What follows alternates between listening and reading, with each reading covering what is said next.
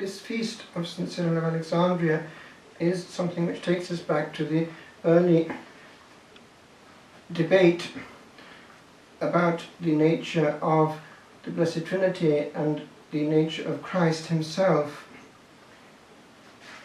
We know from the testimony of St. Hilary of Poitiers that when he went to the east as envoy to Constantinople, he picked up very quickly that the debate was far more heated and developed in the east than in the west. They were already in the process of elaborating a whole language and theology way ahead of the west.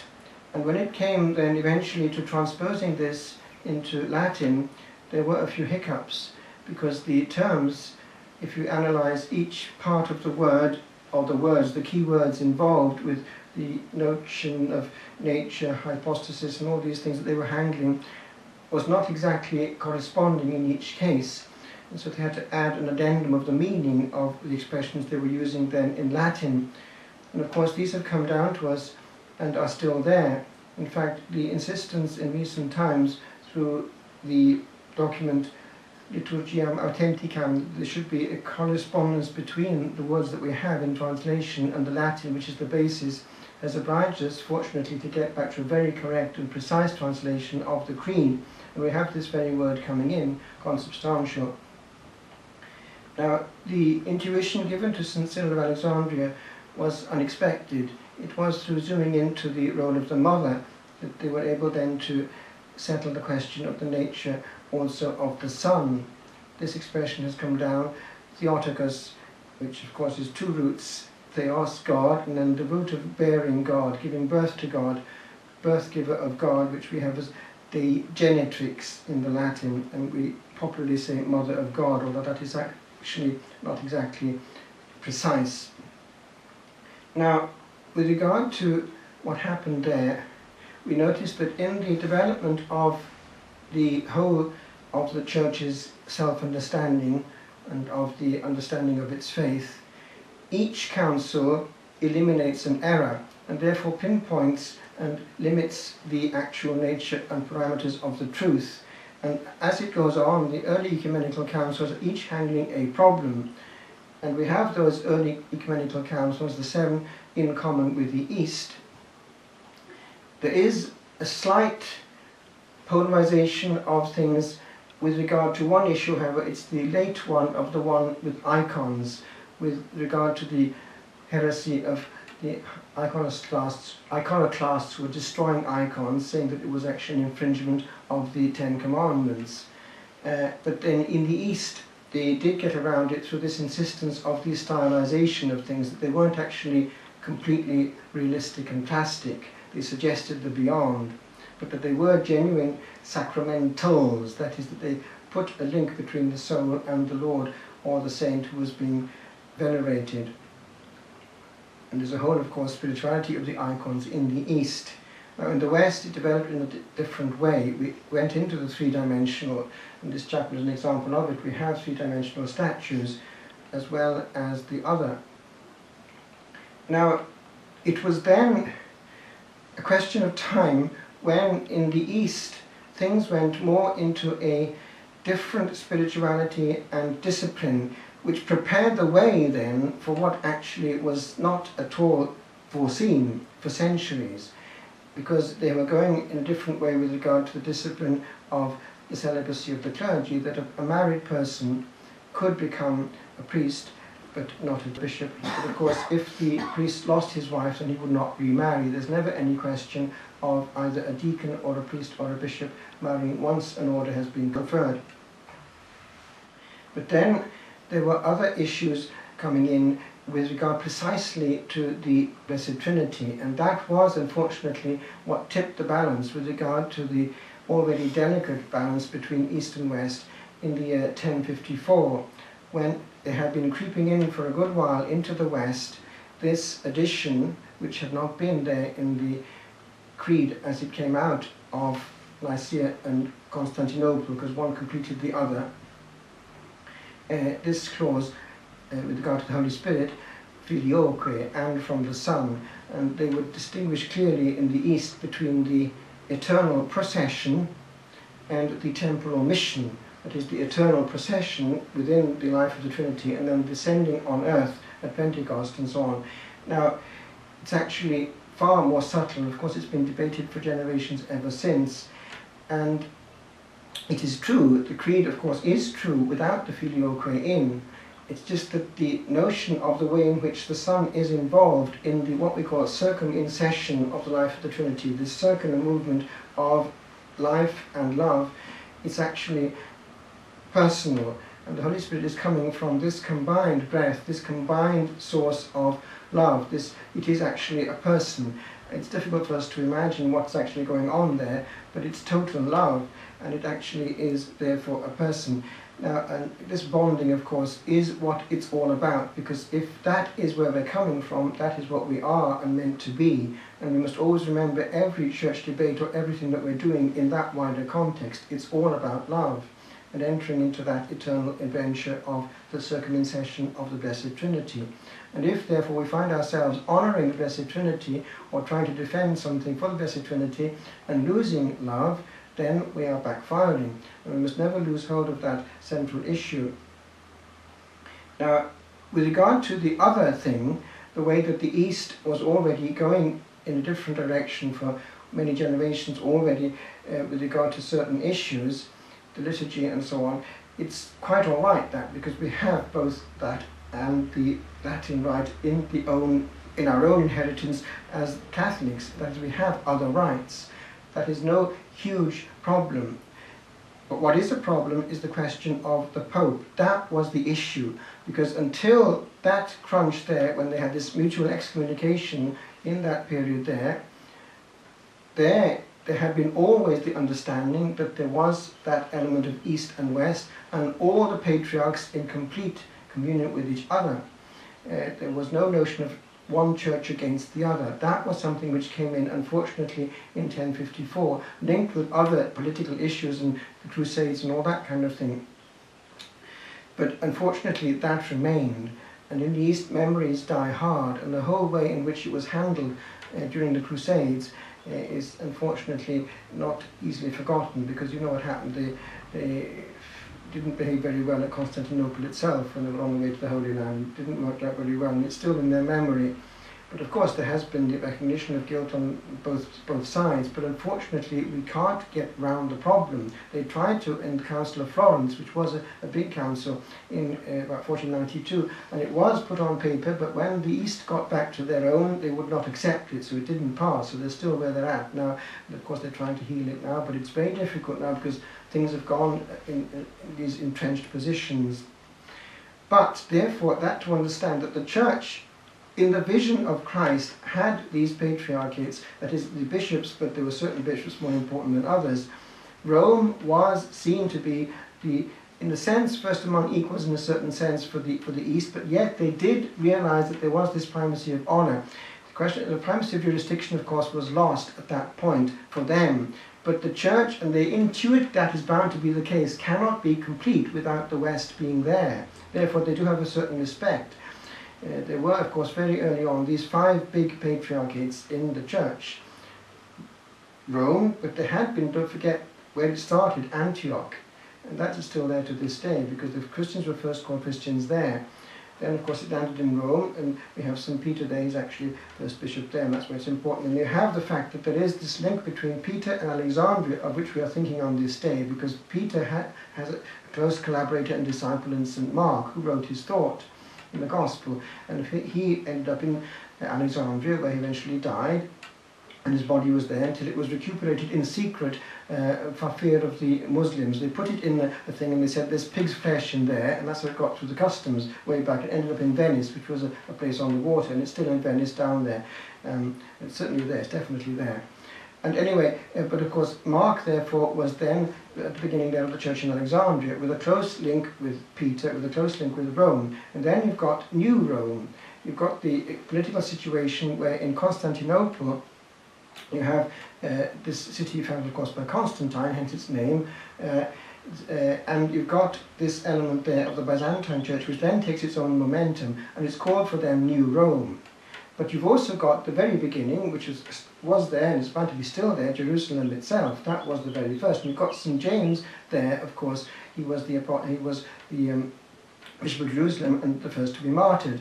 And you've got, it's in Jerusalem, in the hands of his successor, that you have the annual miracle of Easter, with the holy light igniting in his hand in the Holy Sepulchre every Easter for them. Of course, they've kept the unchanged calendar, but it has to be his hands, the direct successor of him. So therefore, we see the completeness of the church when these patriarchs are in complete communion with one another. And that, of course, has been the vision of these recent popes, that the church should breathe again with its two lungs. But there is a problem, and it's this, and it's a big problem for the East. It's the fact that the West is moving further away from them in certain things, and they do not accept certain tendencies in the West. They are very unhappy about the liberalization and a certain element of almost Protestantizing of things within the Catholic Church, e.g. The loss of the sacred and so on. They do not like this one bit, because it's very important to them, and they've always maintained the otherness of God and nothing to do with God.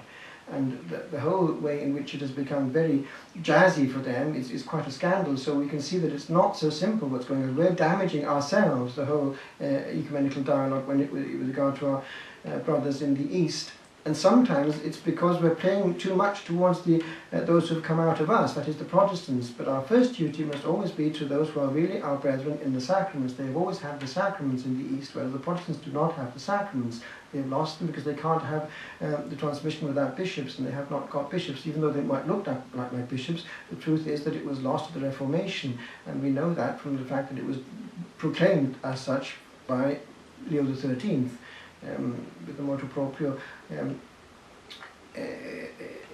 Apostolicae Curae in 1896, because the whole context of any ordination which took place was deliberately anti-Catholic and denying the real presence and all that went with it. Therefore, they were not just, what they were doing at that moment was a Protestant act, and so there we are. All that to say, therefore, our first duty in ecumenism is towards the East.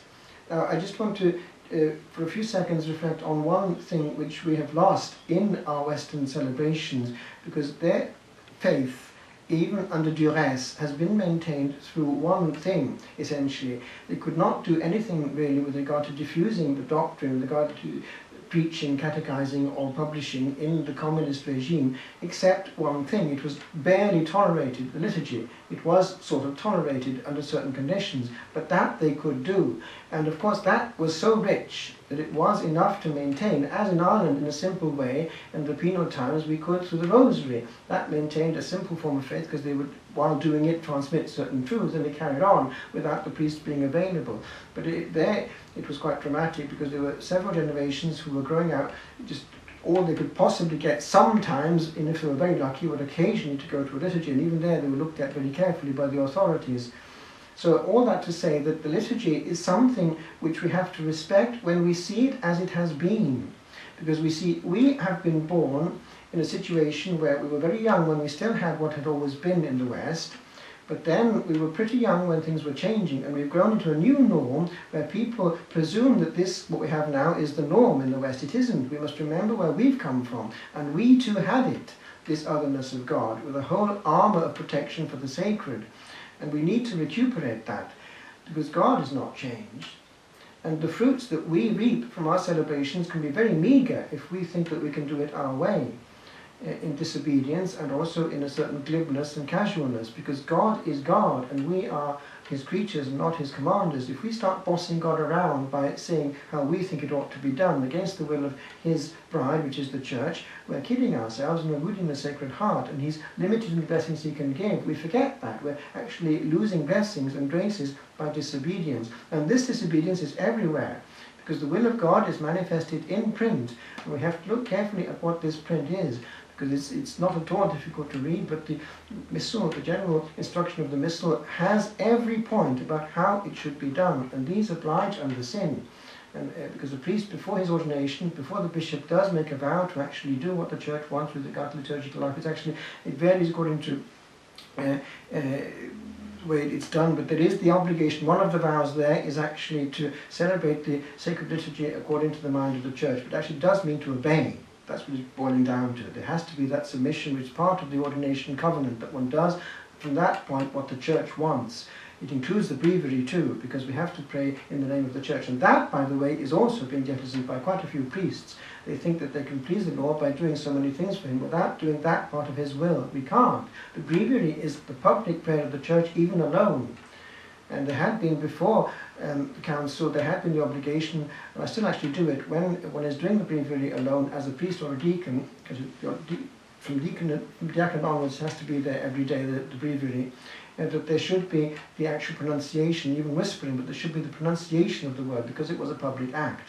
Slightly whispering. I remember my spiritual father Benedictine would always do that. He would always whisper. But I've kept that.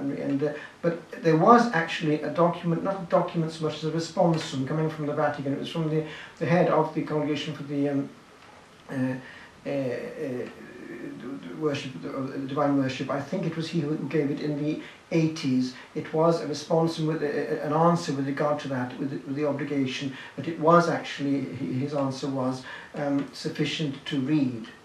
So that's sufficient enough for one to do, in one's conscience, just to read the breviary without actually pronouncing it. But the instinct somehow is there to remember it's not just a private prayer, it's actually a public act. And also there, the gestuality to some extent does enter into it.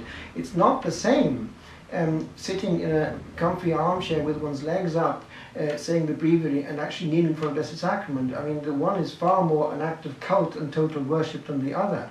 And the Church does encourage us to do that kind of thing, because there was, there used to be an indulgence anyway with regard to reciting the divine office in the presence of the Blessed Sacrament. That kind of thing is a little carrot that the Church would give to indicate that it's actually far more suggestive if one is representing the whole church physically before the Blessed Sacrament than just in an armchair.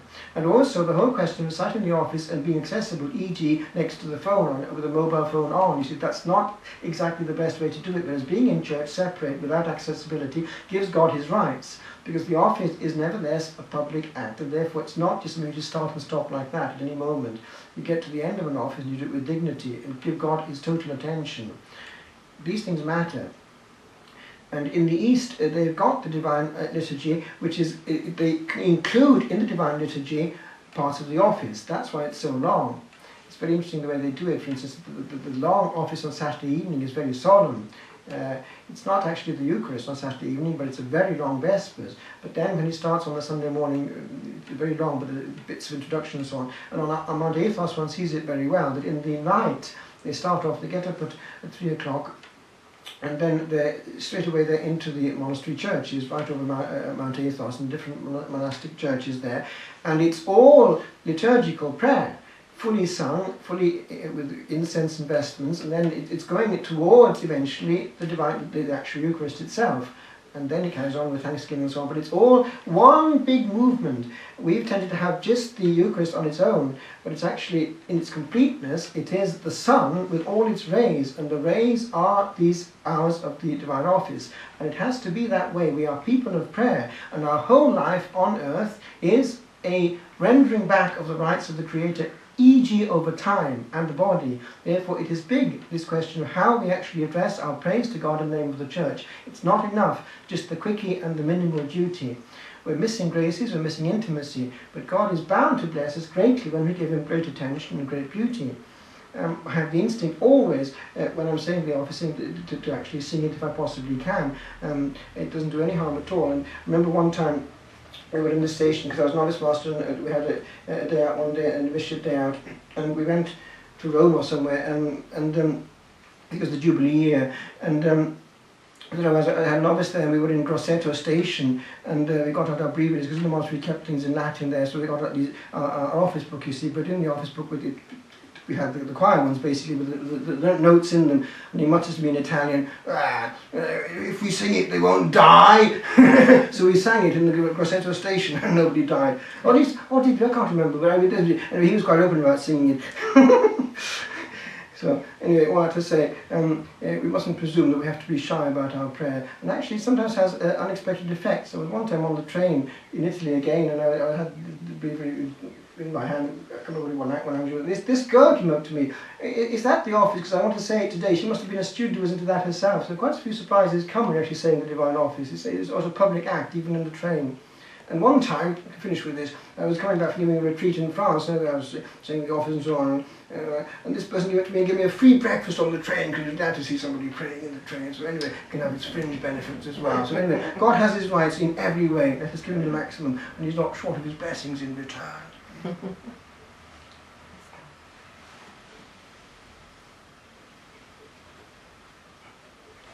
If you just take the next two verses of this hymn, which is actually from the Liturgy of St. James. Rank on rank the host of heaven spreads its blanket on the way, as the light of